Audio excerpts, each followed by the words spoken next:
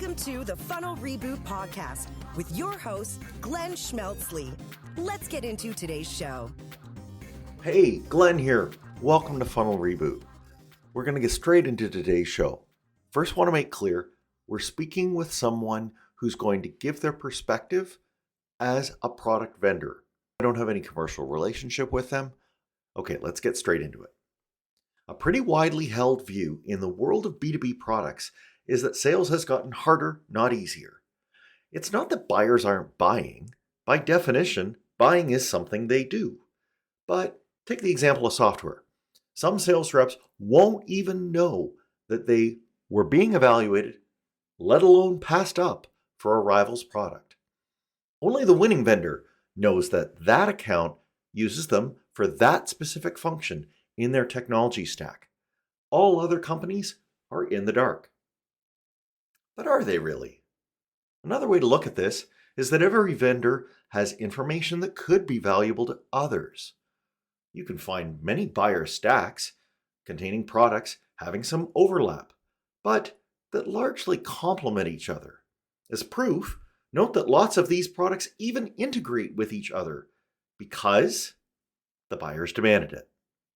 Should vendors consider collaborating with vendors they compete against? Aren't we supposed to hate the competition? We don't have to. A famous example of that was Apple's announcement in 1997 of the deal it struck with Microsoft. Steve Jobs defended the deal, saying, "If we want to move forward, we have to let go of this notion that for Apple to win, Microsoft has to lose." Zooming up to today, it makes a lot of sense for vendors to collaborate as part of an ecosystem. By pooling their data together with their indirect competitors, they can see internal buying patterns and usage patterns. Those vendors who hitch their data wagons together like this get around the "nobody talks to our sales rep" problem. Why? Because one of their partners already has the intel that rep needs. And using this information helps them come first in the race for their product to be selected for that category in the buyer stack. Our guest today got a science and engineering degree from Princeton University, and after a stint in the investment world, he dove into co-founding startups. The first was business intelligence platform RJ Metrics. And the next company was cloud data pipeline Stitch. And both of those companies he saw through to successful exits. His latest role is as co-founder of a platform that safely shares data among companies just for this kind of partner-based selling. It's called Crossbeam. And outside of work, he's a trustee for one of America's top centers of science education and development. And he's an improv comedy performer in a team that has performed over 100 shows together. This husband, father of two, is very proud to call Philadelphia home. And that's why we're heading there now to go meet Bob Moore. Bob Moore, welcome to Funnel Reboot. Great to be here. Thanks so much. We are talking about the new book that you have come out with. What's it called? It is called Ecosystem-Led Growth, a blueprint for sales and marketing success using the power of partnerships. Yeah. And it comes out at a time, your thesis is, that we have some problems. Not all as well in sales and marketing land, especially in the technology world. We used to have a few years ago SaaS products, point solutions, ones that, they kind of claimed that they were the only tool you'll ever need, and they would have a direct sales force that would go out and, do all the things that have been seemingly firing on all pistons for us. But you're saying that those mainstay tactics are now being obsoleted. Could you tell us why? Why do you feel that way? Yeah, well, I think, as very often happens when there are kind of large tectonic shifts in technology, you have a confluence of factors all hitting at once that lead to some fairly major change. And, if you look at the ways in which companies historically and particularly in, call it, the last 10, 20 years, have generated sales funnel and kind of innovated their way into creating demand for their businesses. You can kind of walk down the list of the top ones and see very clear reasons why each one of them is kind of getting disrupted in a way where it's not clear what's going to replace it. Just to give you a couple examples, right? Like, I'm a huge fan of inbound marketing strategy, right? Which is, creating content that will cause your prospective buyers to come to you and engage with your content and kind of raise their hands. And, the fundamental inputs to inbound, generally speaking, are content that you generate that kind of speaks to your specific audience, and things like search engine optimization, right? That land that content in a place where very specialized searches take only the specific people that care about that topic precisely to your information. And then you look at the wave of disruption coming from generative AI, and you say, wow, there's kind of a 1-2 punch happening here, where the first hit is that the ability to generate highly specialized content at really high volumes has become effectively free and close to infinite. Yeah, it's no longer special. It's no longer special and specialized, and there's no longer a way of a creative and very, very tightly focused, content marketer being able to create differentiated content that'll stand out. The market is in the process of being absolutely flooded with a universe of seemingly high credibility content that's going to vie for those coveted search engine spots, even way, way, way down the long tail in extremely specific keyword sets. But then the second punch is people are stopping using search engines in the first place to discover content. Like the same exact GPTs, right, that people are using to write these blog posts, other people are using to search for the answers that they used to discover by finding blog posts. And the actual discovery mechanism drives like that search traffic down, right? So like, I actually still continue to believe in inbound as a strategy. And I think there's a lot of really awesome ways that market will adapt. The problem is nobody really knows yet what they are. So when a company is out there trying to predict how much sales pipeline they'll generate this year from their inbound tactics, or how much to incrementally invest in it, it's some really hard calculus right now. And it's a really hard strategy to bet on until some of this dust has settled.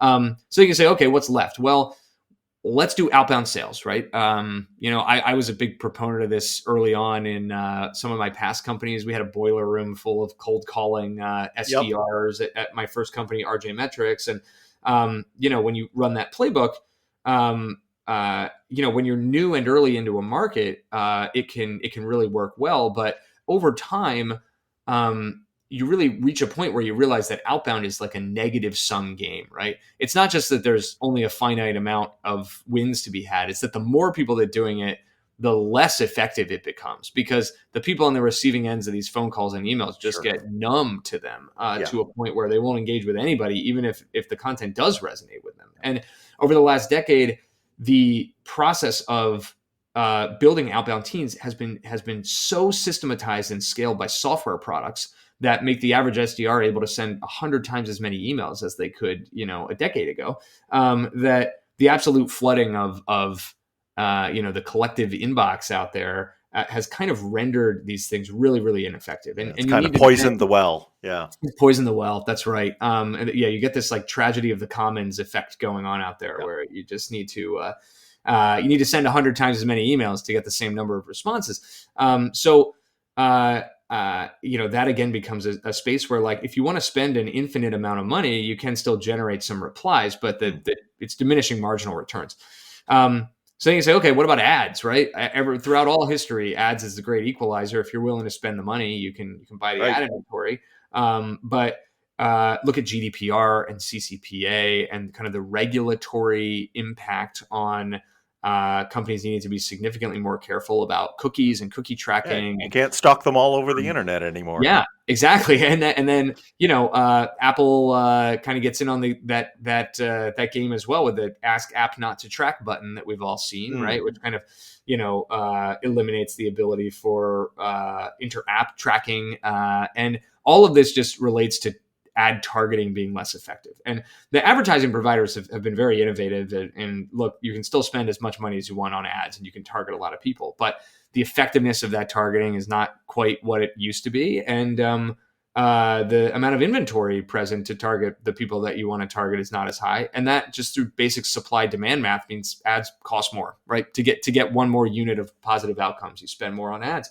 So, you look across the horizon and then you overlay what's going on from a macroeconomic perspective, which is we've recently seen the sharpest increase in interest rates that we've experienced in the American economy in quite some time.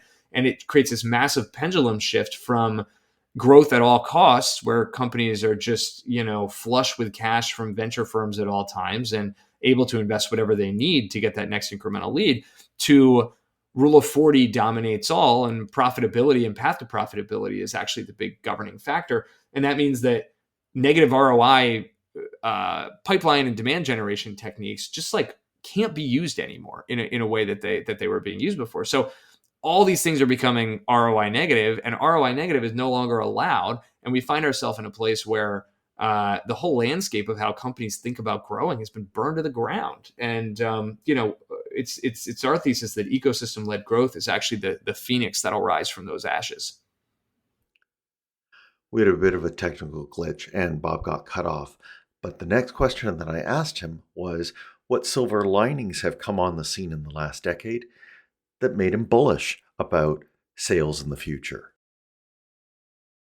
The emergence of the cloud economy, and equally importantly, kind of the API economy, right? That's made it so possible for modern products that people buy to be so deeply integrated with one another. And Mark Andreessen 15 years ago said software is eating the world, and I agree with that and continue to agree with that. But I think there's something to be said for, in the last couple of years, it almost feels like ecosystems are eating software. And what I mean by that is buyers have stopped making purchasing decisions based on a kind of monolithic, siloed decision based on the specific features of a product, and are instead making a lot of these decisions based on how that product interoperates with what they already have. Other products they're using, the people that they have that are accustomed to using those particular products, the way in which you think about the downstream applications of data that comes out of those products and how intercompatible that data is. And there's countless examples of this, but when companies buy technology and marketing, they don't talk about buying like this marketing product and that one. They talk about what's your MarTech stack, right? Yep. When people do data analytics, they say, what's your analytics stack? What's your security stack look like? What's your HR tech stack look like? These products, while you might buy 3 or 4 products in each of these categories, they are thought of as kind of one collective purchase that adds up to some kind of unified value proposition that's greater than the sum of its parts. This is how people buy technology in the modern market. And the way that people sell technology needs to adapt to that. And if you live in a universe where your product is something that becomes stronger or more valuable or stickier or might grow better if there's some other product being used alongside of it, or you've got some tech integration that gets turned on that makes your product more valuable, or even there's some service partner that maybe is a force multiplier for how much value your customers get out.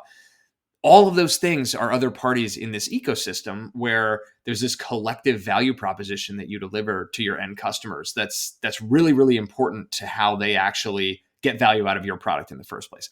And if all that's true, then there becomes this really obvious other truth, which is that the best way to go about finding the highest value perspective buyers of your product and the people you should be spending time marketing to and selling to and getting in front of is to look at what other activity is going on in your ecosystem. Who's using those other products? Who are the people that make those other products working to try and sell to? What has happened recently in terms of the basically buying activity and buying signal that might exist out there in your ecosystem at large. And being able to align with those companies that exist out there in your ecosystem translates into you having a much more direct kind of fire hose of buying signal that means that your pipeline is actually the sum of all the pipelines of the companies in your ecosystem.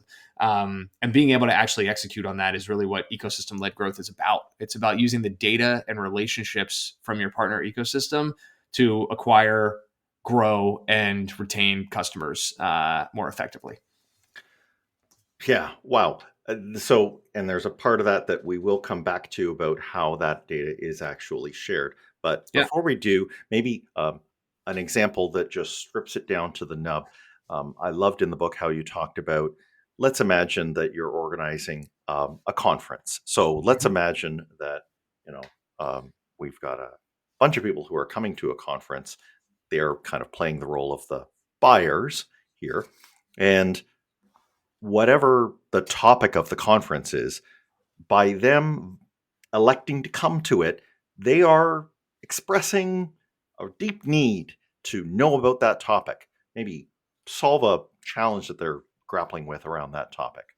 And a conference organizer can get sponsors around them. And the sponsors are there to offer, wherever they can, Hmm. practical solutions to the problems that those buyers have.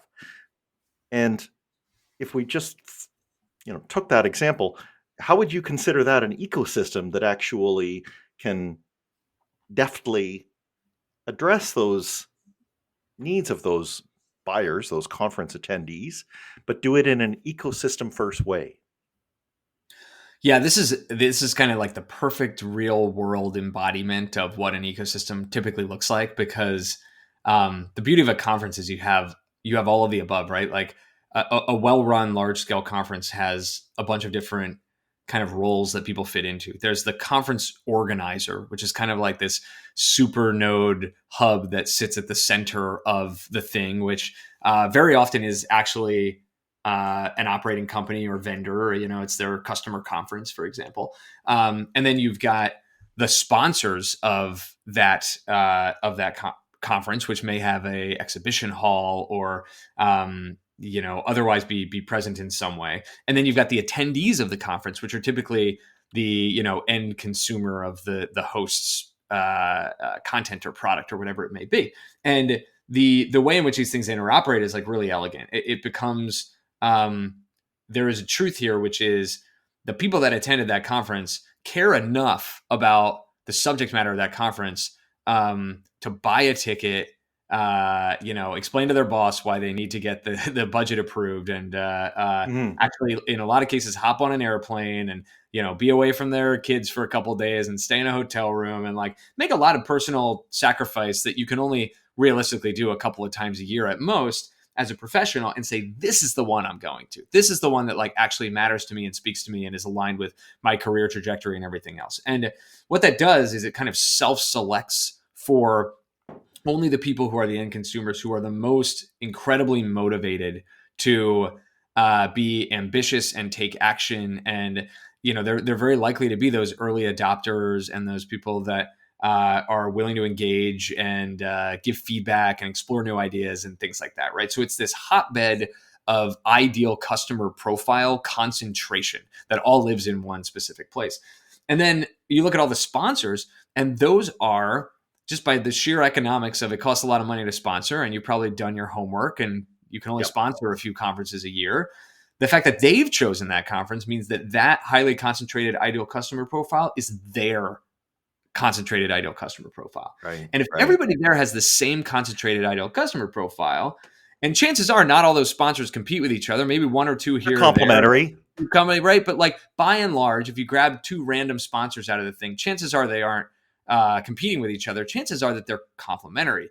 And if you're two complementary products whose ideal customer profile is exactly the same human being, then chances are that human gets to have a better experience when they buy, again, your products or services in a stack, right?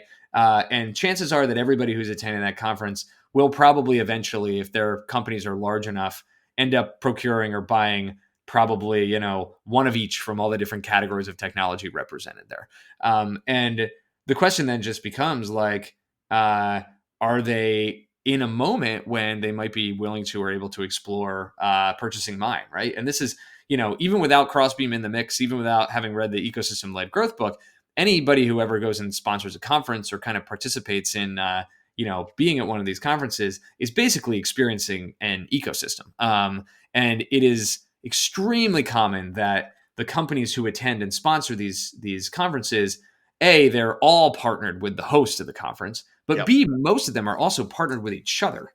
And that becomes really, really important as well, because these ecosystems are not a giant hub and spoke. They're a mesh. And they're actually very, very often an extremely high density mesh where all the players that share that ideal customer profile have figured out these kind of pieces of connective tissue between their stories, their value propositions, and their go-to-market strategies. Yeah. And at one point you used the word inevitable to talk about how companies will begin this.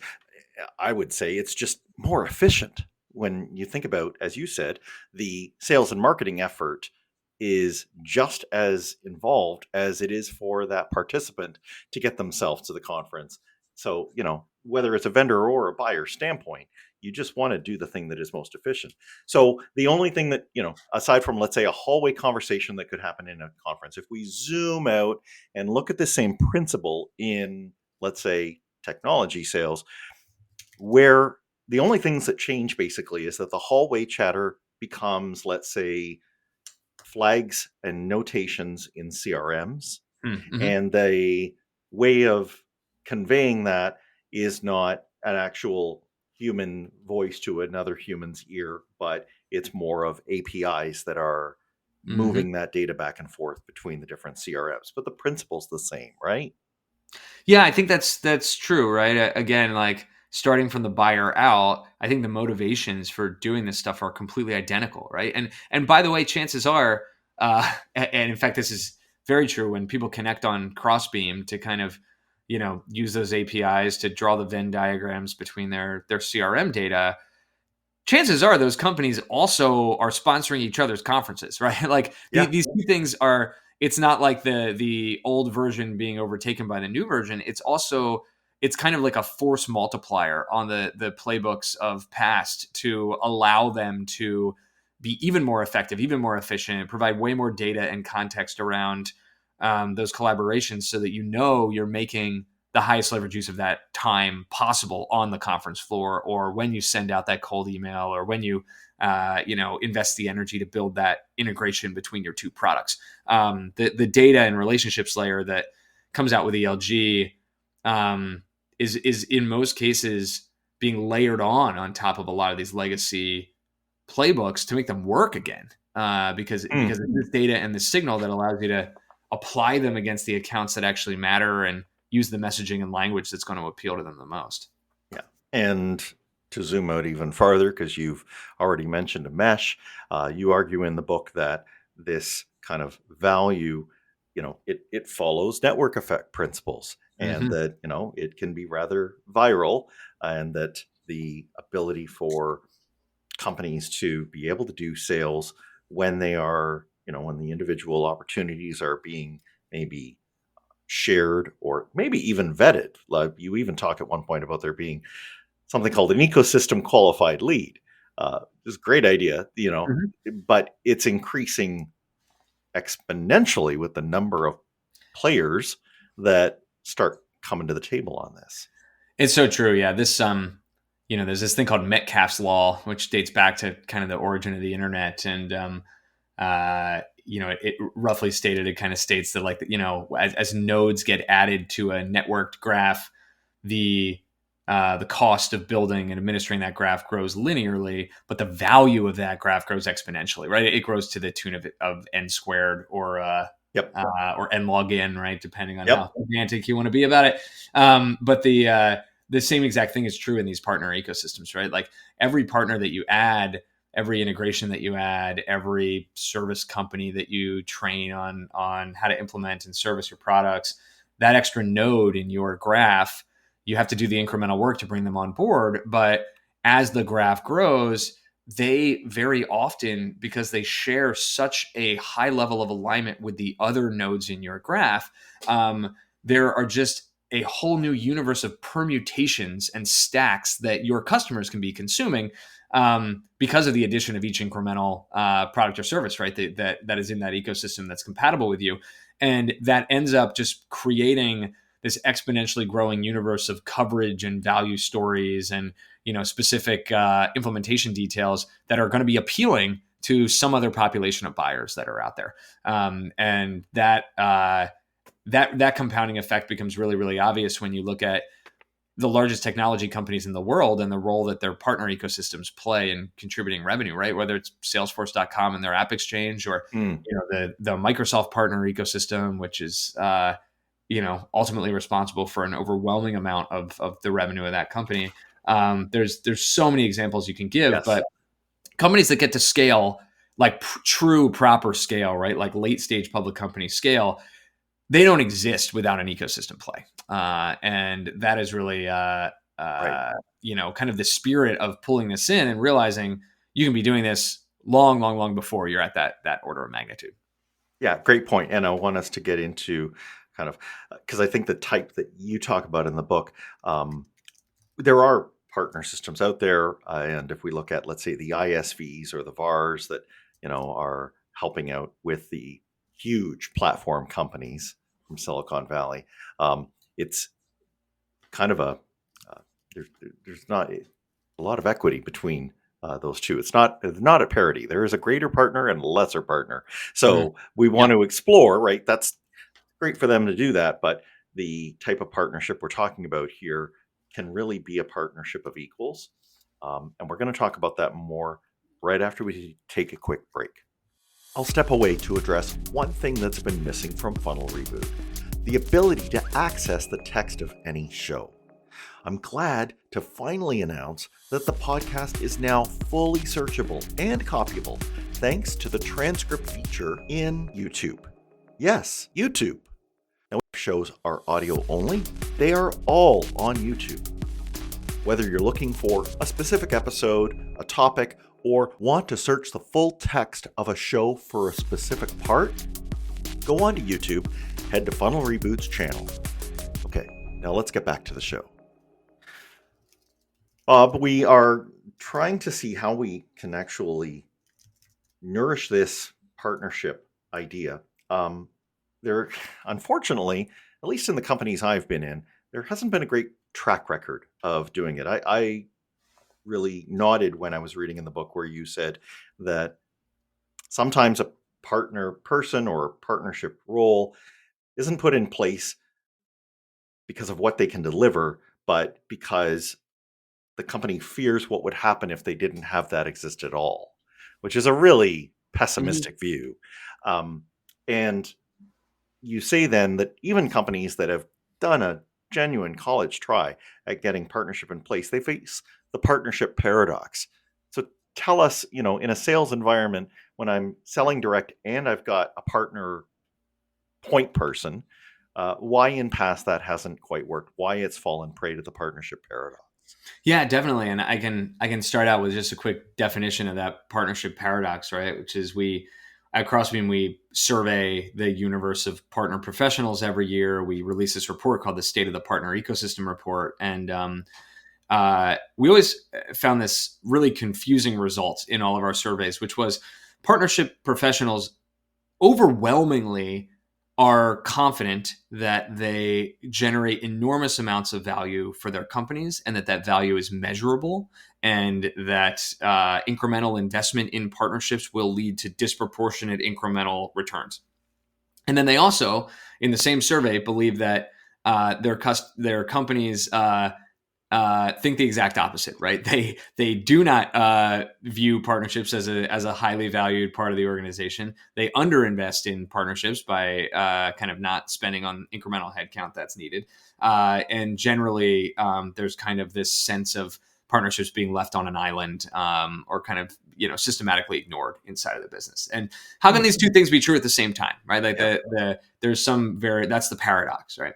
And when you peel back the onion a couple of layers, one of the things that I think you see is there is a real issue around this inherent conflict that exists between sales folks and partnership folks in a lot of organizations, especially in organization where there's a direct selling team, because partnership efforts are typically very, very driven by the human beings in the partner org when it relates to influence on a specific individual deal. And salespeople, through largely, having accumulated a lot of scar tissue over the years, tend to be fairly protective of their deals and view anybody who might come in the mid to later stages of a deal wanting to introduce a new stakeholder or set up a call with another third party or otherwise just introduce something that could potentially add complexity into the conversation, those salespeople tend to view that with skepticism. And that's basically what partner people do all day, right? Which is kind of identify where there's some additional angle where there might be a way to influence or impact or create a more positive outcome on a deal. Well, it kind of inherently requires what the salespeople might perceive as kind of like mucking around in a deal that may already have a good shot of closing.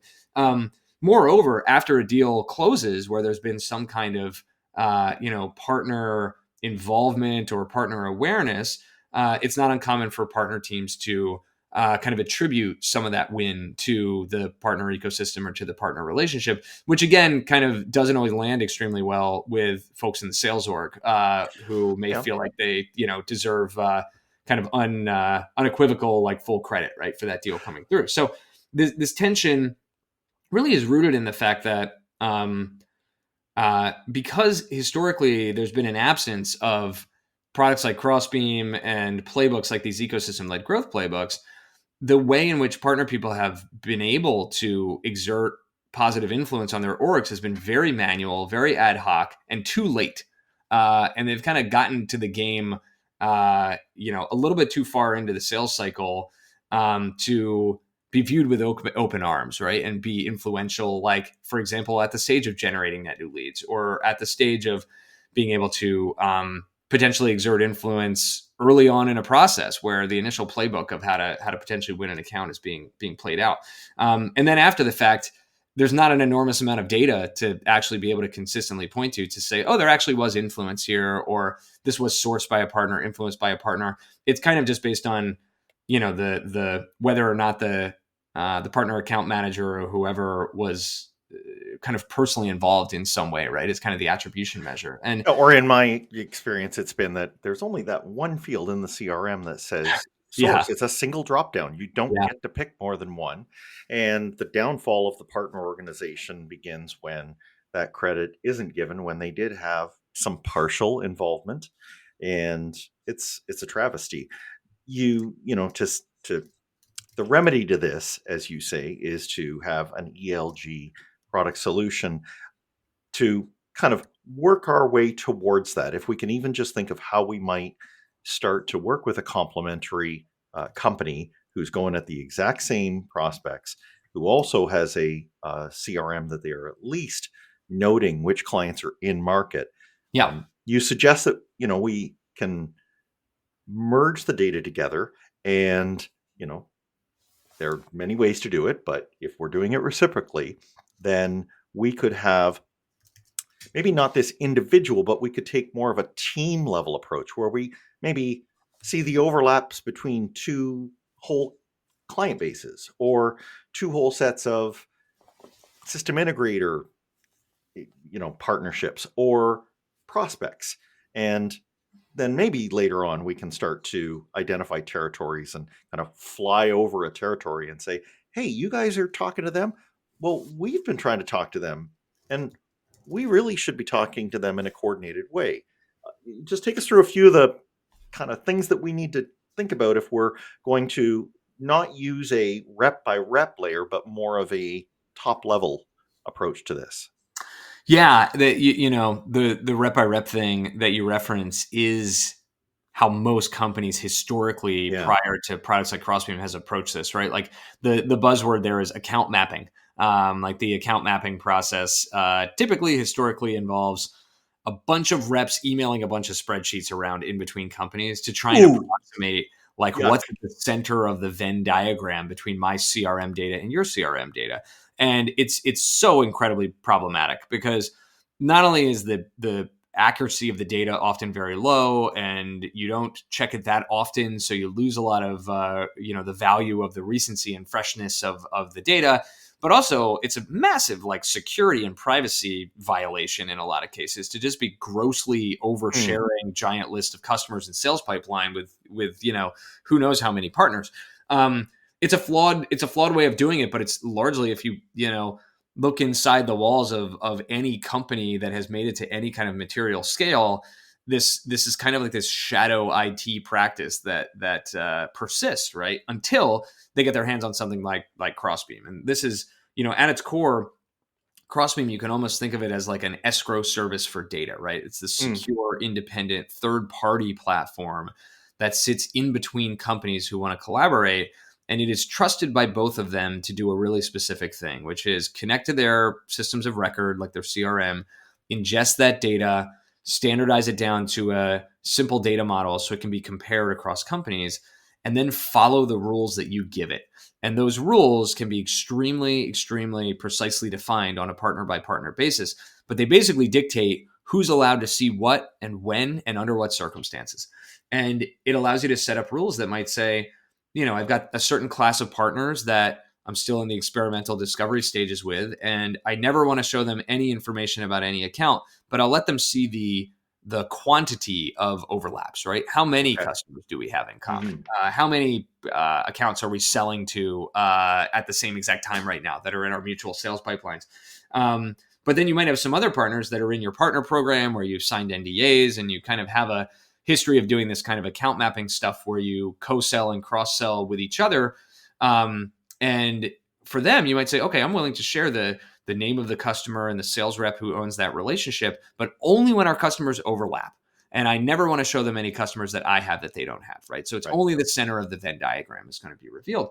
But the beauty of it is that it allows you to get the upside of those historical account mapping practices without oversharing and with more surgical, real-time flowing data, right? And then it's, what ends up happening is you, and I'm a huge data nerd in case you haven't noticed, right? This all comes from my background in data, but like when this thing works and it exists at scale, as it does now on Crossbeam, you unearth this data layer that has never really existed before, that has really been the source of the partner paradox. And when you know at all times what lives at the center of all those Venn diagrams with the partners that matter and who can exert influence over your deals, then you actually get the benefit of being able to watch how that changes over time as well, in real time. And being able to watch a particular customer or prospect as they move through not just your sales pipeline, but the sales pipeline of the partners whose products they often buy at the same time or immediately before or after your product, kind of starts to tell you a bit of a story about how much influence the ecosystem angle and the ecosystem play actually has over these deals you might pursue. And more importantly, which deals you ought to be pursuing in the first place and how you ought to pursue them based on what's going on that ecosystem context. And that's I think how we just slice through the Gordian knot of the partner paradox. Instead of just watching them slowly wither away. This can be like X-ray vision. And like I think it counters or melts away some of the objections that people have.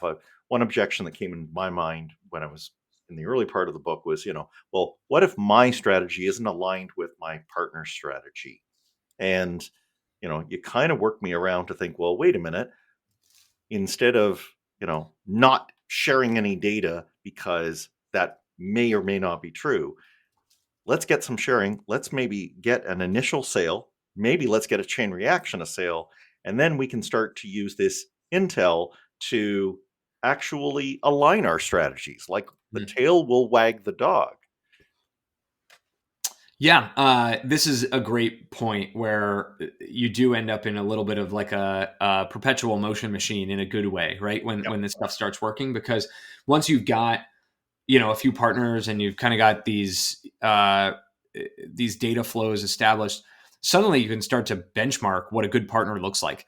And you can say, hey, let's look at the customers that we have that do and don't also use this other product. Well, the ones that do are 20% more likely to close, and the ACVs are 30% higher, and the deal cycles are 40% shorter. And that really says something about the propensity of like a co-selling exercise that might go on with this partner to be successful. Well, once you've done that, you can kind of shortcut the process of figuring out who your next partner can be, because you can do that analysis before you've even started the partnership. You can say, hey, I just showed up and I was sponsoring a conference and these 7 other companies were there sponsoring. We clearly all have the same exact ideal customer profile, but we have not yet built a technology integration or gone deep on doing any co-marketing or alignment with them from a go-to-market standpoint.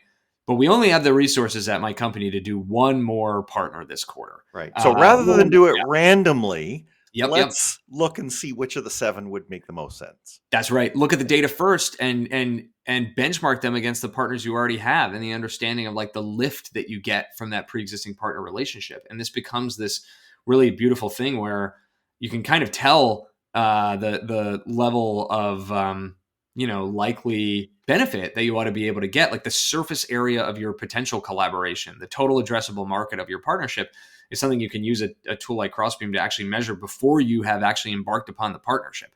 And that also becomes something that greatly reduces the overhead associated with running one of these partner orgs because you're just only making smart decisions. Right. So, and thank you again for saying that, because we're going into the same systems that capture revenue, deal size, close rates, churn, we can calculate these things. So that it's important that we kind of make the higher ups in our organization aware that we can do these things, because you say that a partnership program will never get off the ground if there is interdepartmental resistance to sharing data. It's actually the very data that will prove that it's working.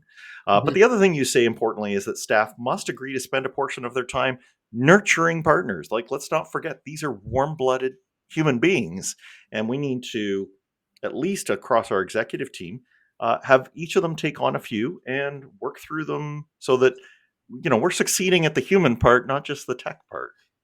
Yeah. This is, in my view, right, this again is where maybe there's a little bit of that Metcalfe's law that comes in, which is ecosystem-led growth doesn't get rid of your partner team. And it doesn't get rid of your responsibility to do the very important work of maintaining relationships with the key humans in these partner organizations. There is a human factor here that's kind of undeniable. It just happens to be the case that you don't need to grow your partner team in direct lockstep proportion with, for example, the number of partners that you have, or even the amount of revenue influence that you're able to exert through the partner org. You ought to be able to get kind of N squared level benefits as your ecosystem grows, but be able to grow the humans and the human time and effort and labor associated with maintaining that ecosystem in a more linear way. And that the more you do that, the more profitable that dynamic becomes. But it doesn't take the work of partner folks down to zero. It actually makes the work of those partner folks significantly higher leverage and significantly more important. Each iota of work that comes out of somebody on one of those teams, or where an exec team member is kind of doing the good work to kind of pass goodwill along in those relationships, those things become way more strategic because, for every ounce of work done, there's some N squared amount of benefit that's coming out the other end. So it is, the classic human to human dynamics don't go to zero. Yeah, of course not. All right. So Bob, let's get your takes on a few things that someone may also have as a reaction when they're looking at ELG for their organization. You've probably encountered times where, even if everything is done right for ELG, there's, within a client organization, a very rigid procurement function.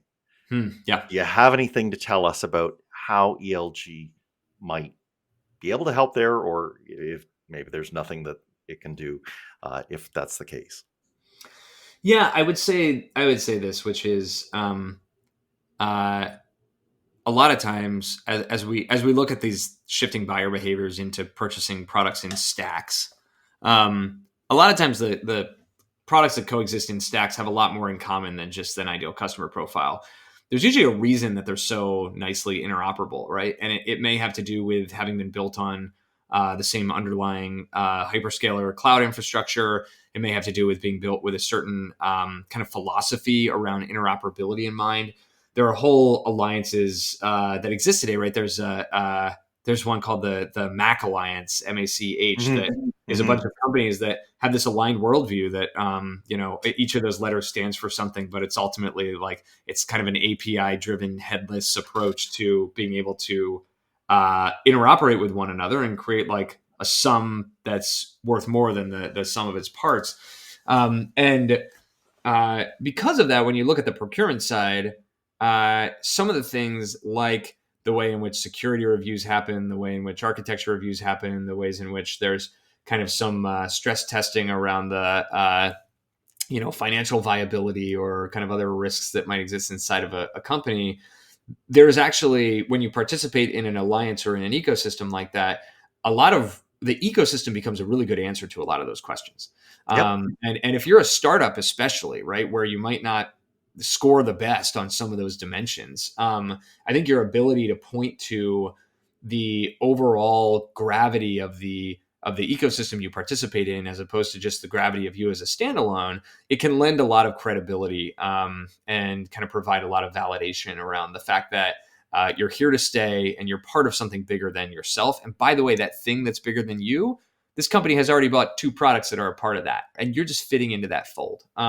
Right. Some of the other things, I'll say one other thing too on this front, which is I've got a chapter in here. It's a brief one, but it's an important one about the hyperscaler marketplaces. So what I mean by that is like the AWS marketplace, the GCP marketplace, the Microsoft Azure marketplace. Like these are increasingly important places of economic activity where people are actually buying software products through the contract paper and the spend commitments that exist on their cloud providers networks. So like if I'm an AWS customer and I make $1 million a year spend commit with them, I can also buy all my favorite SaaS products through their marketplace and spend down that spend commit.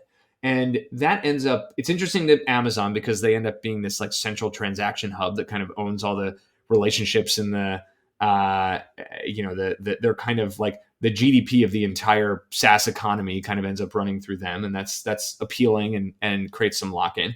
But it's also appealing to people that want to try to solve these procurement problems, because if your customers can procure you through their existing Amazon contract with AWS, then you don't have to worry about the complexities of redlining your contract and the complexities of additional kind of pure play like greenfield procurement. And instead you just become kind of an add-on to something that is an undeniably well-reputed, reliable thing that's being procured inside of those businesses. So part of the fabric of ELG plays that does exist out there is leveraging these hyperscaler marketplaces as a pathway to, increase discovery, speeding up deal time, et cetera. And all these same kind of data sharing and account mapping principles apply in that world too, right? And becoming really, really important. And that opens up a whole other can of worms. But yeah.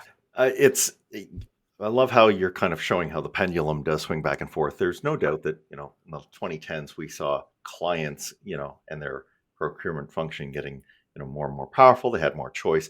And, it does, with these hyperscaler marketplaces, perhaps come back. When I was reading that, I thought of one that's completely outside of tech, but to me seems to be the same way, which is Lockheed Martin's F-35 program, where they basically figured out how to get not just one Western country, but almost all of them to participate in a massive project. So this might not, pertain to every one of our clients, but if you are taking on something big, you can take your lessons from initiatives like this, where they're just saying for you, but to come into this means you're buying into all of it. And you have to, the development part, the early implementation, the, maturation process, you're in for all of it. And just, but by the same token, things are more at Metcalfe's law. They're cheaper for you individually, because when we all do it this way, it makes more sense. Okay, I got a few more quickly. Let's say that you are sharing information with another company. This is all in opt-in data, but let's say that it's flagging on your system that this customer is about to churn out of your partner's product. How do you take that information and possibly broach the topic of, is your customer going to churn out of your product too, without sounding creepy? There's kind of 2 ways to come at the churn angle, right? One is kind of like the defensive maneuvering when you feel like something negative might be happening. And the way a lot of it, just mechanically, right, the way a lot of this would likely show up in the real world would be, you wouldn't learn that they're about to churn from your partner. You probably would learn that they did just churn right after it happens, right? Like Yes. they would Correct. disappear from the But that's a customer. canary in a coal mine for you. Yeah. But the same question applies, right? Which is like, they just dropped off of this key partner, and does that actually, like wind down my value proposition as well? But kind of like the negative, like the inverse Metcalfe's law, right? They're sliding down the curve. Yep. So I think this is in the same way that early buying signal is an absolute gold mine that you can get out of this ELG data layer. Early signs of trouble are a similar gold mine, right? This is probably an indication that despite other signals that your account might be healthy, probably ought to tell you to take a really close look.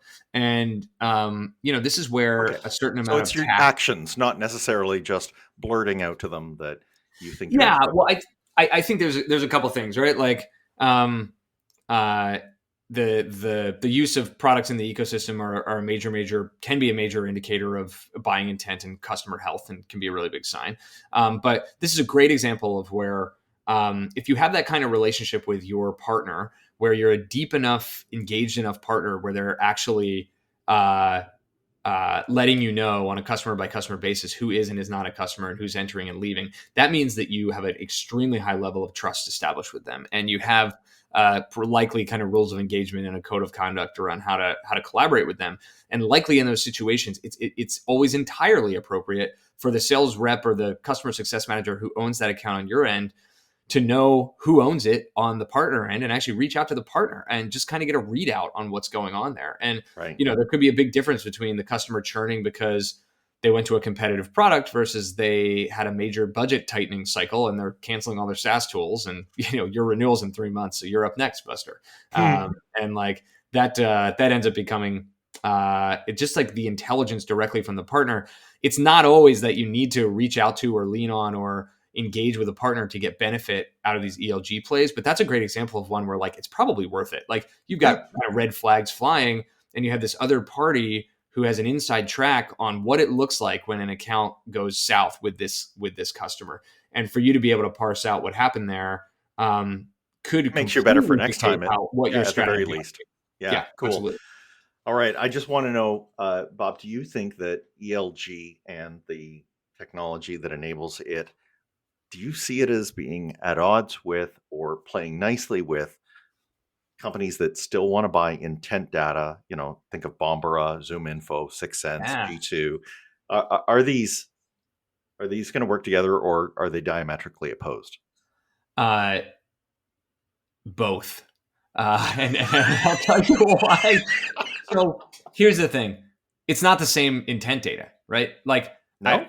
ELG data is intent data, unquestionably. It is buyer intent data. It is giving you a very crystal clear signal as to, which companies may be in some kind of buying pattern that might be of interest. But the source of that data is very proprietary to you as a company. It's only there because your partners are there and because your partners have chosen to share it with you. And because of that, it is closer and more specific to you. It's second party data, right? It's one degree of separation away from you. So in that way, it delivers on a very, very similar value proposition to the intent data providers, but the origin of the data and the context with which you can consume it and put it to use is completely different. So in that way, it's totally complementary. Like you can learn a whole lot. This would be like, I can imagine that if we were inside the CIA or something like that, they do this. They look at information and then they take the source of that information and they put a weight on it.